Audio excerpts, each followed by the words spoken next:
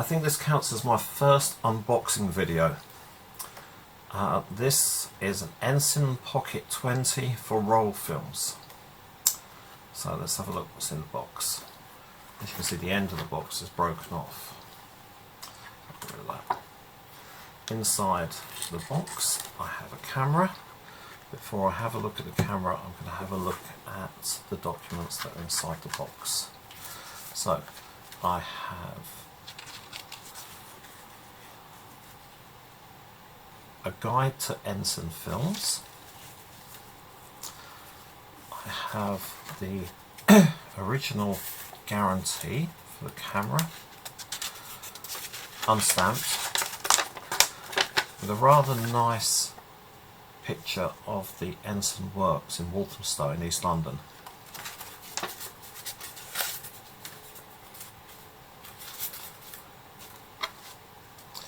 I have an instruction guide. This apparently was sold separately at the price of 2p. Here's the end of the box that was missing, and this is possibly the most interesting part, the bit that dates the camera almost exactly. This is an extract from the War Office announcement re-photography. It was dated the 7th of February 1940. And it says, generally there is no ban upon the carriage of cameras in public places by persons other than enemy aliens who would require a permit. I'll try that again.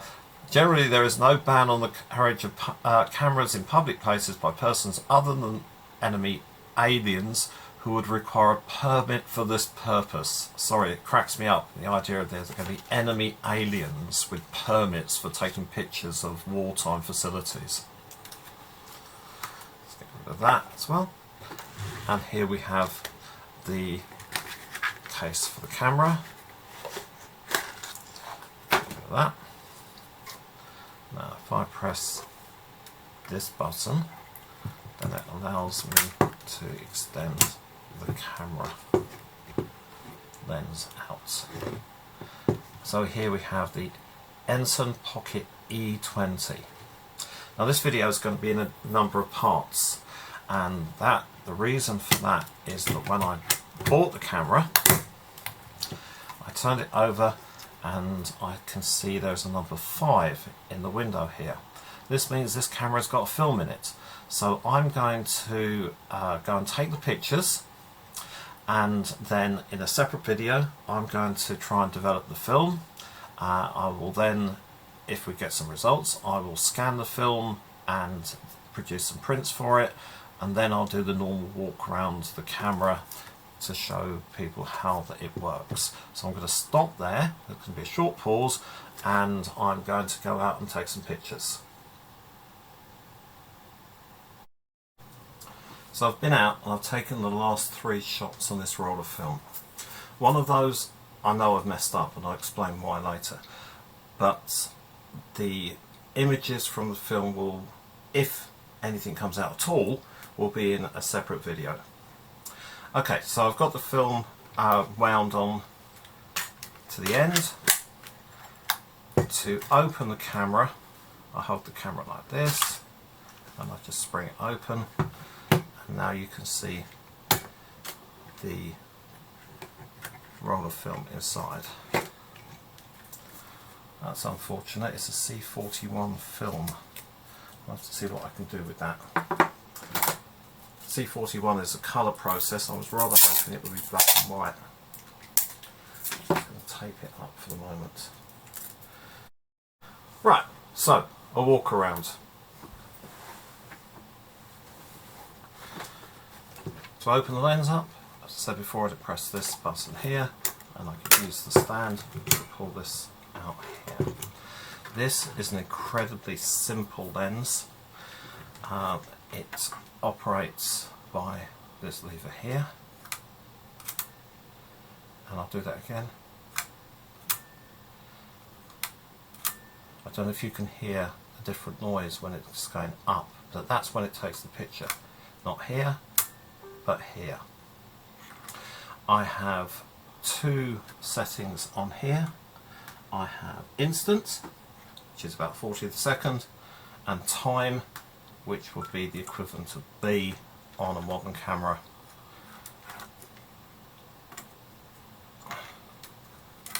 Open, shut. Back there. So, one shutter speed. This one is fixed focus. I have this bright viewfinder here. One of the problems that some people have with these is that they try and look at them too close. They're not made to be stared at like an eyepiece of a camera. You're supposed to view them from a distance. So from about 2 feet you can see a perfectly clear image. If you get far too close to it, then you can't focus on anything. So at the moment it's set up for portraits. If I turn this around, it's now set up for landscapes. How simple is that? And therefore at this point I don't need that stand. To advance the film, I simply turn this wheel until I get the number of the frame in the viewfinder. Oops, that has to be the right way up. So let's open it up again. As this is the turning wheel to advance the film must move in this direction. So it starts off with this part of the camera and it moves through to here. Now you can see there's actually nothing in this part now, but this was the wheel that the film went around. So if I take this out to put a new film in, I have to move this to the other end. Nothing's easy. And if this were my new roll of film, it would go in here. Catch up.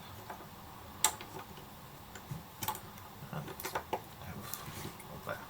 You can see the concertina's bellows here, and you can see the lens. Shut the camera up.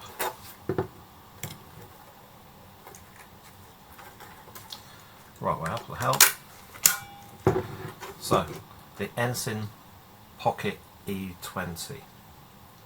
About 80 years old, still working very well. If there's anything on the film which I'm going to have to cross-process, then that will appear in a different video. I'm quite looking forward to the idea that there might be some very old negatives on the film. That's very intriguing, but cross-processing is a bit hit or miss. We'll see how it goes on.